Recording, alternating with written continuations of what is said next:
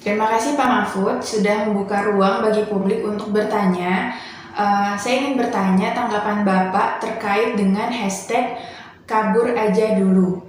Dan bagaimana Pak Mahfud menilai kebijakan-kebijakan pemerintah yang akhir-akhir ini dinilai tidak pro rakyat. Istilah kabur itu aja dulu. Itu pernyataan yang lebih tegas dan mungkin keras dari orang yang mewakili masyarakat. Kalau keadaan seperti ini ya kabur aja dulu, gitu kan? Kabur aja dulu. Itu sebuah penjelasan. Di dalam kita frustasi, lebih baik keluar. Dan di luar lebih mudah. Bahkan yang mengatakan ini dulu Pak Jokowi sendiri loh. Ketika di sebuah sidang kabinet, ketika undang-undang tentang cipta kerja itu dirumuskan, itu penjelasan Pak Jokowi bagus. Kita akan mempermudah orang berinvestasi agar di dalam negeri lapangan kerja meluas, orang berinvestasi mudah. Gitu. Di Indonesia itu berbelit-belit sehingga perlu diciptakan omnibus law, di mana ada satu pintu perizinan sekali masuk sekali jadi. Pak Jokowi akan memberi contoh pada waktu itu. Apa contohnya? Contohnya saya ke Dubai atau ke Qatar gitu ya. Saya ke Dubai ngurus izin. Hanya tidak sampai 1 jam sudah keluar. Nah kalau di Indonesia harus lewat pintu ini, syarat itu, syarat itu. Nah kalau di Indonesia sendiri dipersulit begitu, orang kan lebih banyak kabur ke luar negeri. Oleh sebab itu, mari kita beri pelayanan yang bagus di negara, di luar negeri.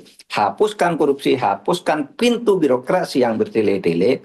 Nah kalau tidak kayak gitu, orang cari kerja di luar negeri. Itu kan waktu itu kata Pak Jokowi. Jadi benar sekarang ini. Oh ya kalau kalau bertele-tele kayak gitu, kabur aja ke luar negeri. Nah, jadi itu pernyataan keras dari masyarakat, kabur aja dulu daripada pemerintahnya kayak gini kan gitu.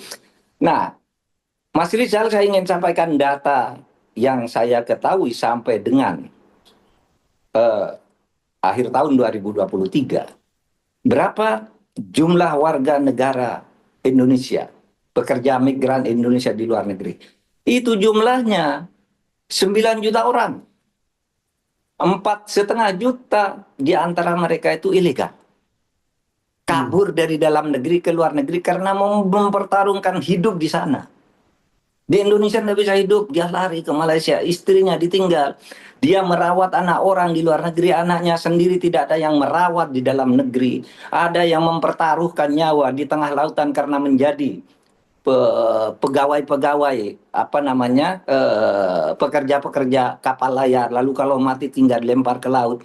Anda tanya ke orang NTT berapa setiap hari mayat orang NTT dikirim dari luar negeri, disiksa dan sebagainya karena mereka kabur dari dalam negeri untuk mencari hidup di luar negeri. Nah itu kalau negara tidak menyediakan hal seperti itu, ya orang ya kabur aja kan gitu kan.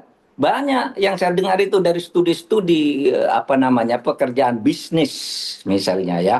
Anak-anak muda di Indonesia mau cari izin di Indonesia susah setengah mati. Oleh sebab itu mereka-mereka yang mulai membangun kerja dalam apa startup ya, startup itu mencari izinnya ke Singapura, ke Dubai, kemana mereka sebentar dapat di sana langsung operasi. Apa yang terjadi? Di Indonesia mereka dipersulit, di luar negeri mereka dilayani dengan baik. Ya kabur aja, yang tidak punya ijazah kaburnya dengan ilegal. Lalu harga diri bangsa kita itu menjadi terinjak-injak. Saya teringat ya, ketika di tahun 2000-an gitu ya, ketika Pak Amin Rais itu masih menjadi Ketua MPR, dia berkomentar begini, ketika dia menyindir Mahathir Muhammad, bahwa Mahathir Muhammad itu berlaku sewenang-wenang kepada Anwar Ibrahim. Pada waktu itu kan Anwar Ibrahim sedang, taruhlah dalam bahasa politik, ya sedang direpresi gitu ya. Berlaku sewenang-wenang. Pokoknya jelek-jelekan Mahathir lah Amin Rais. Waktu itu hanya dijawab satu kalimat oleh Mahathir. Amin Rais tidak usah banyak ngomong, ngurusi orang negara orang lain. Wong bangsanya sendiri menjadi pekerja ilegal di sini. Nah, sesudah itu kan ada peristiwa pembuangan ratusan orang ilegal di Entiko oleh orang Malaysia. Dilepas di tengah kapal. Nah, itu karena di dalam negeri sendiri tidak kita bisa ngurus. Nah, Dari waktu ke waktu kita katakan itu, tetapi tetap saja orang merasa apa yang bisa kita dapat dari dalam negeri ini.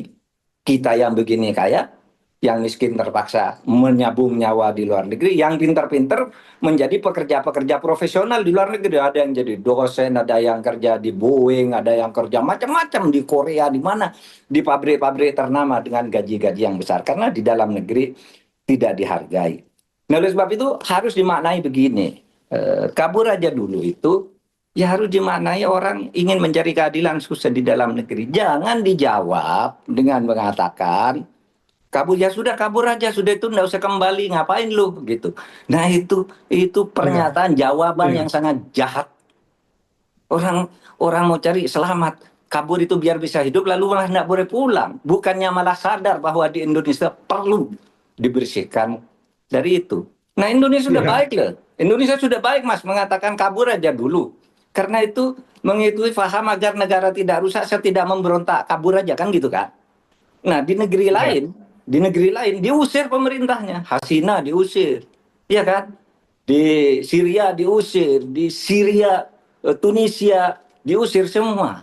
Nah, kita mau kabur aja cari hidup lalu nggak boleh pulang. Itu jawaban yang sangat tidak bijaksana menurut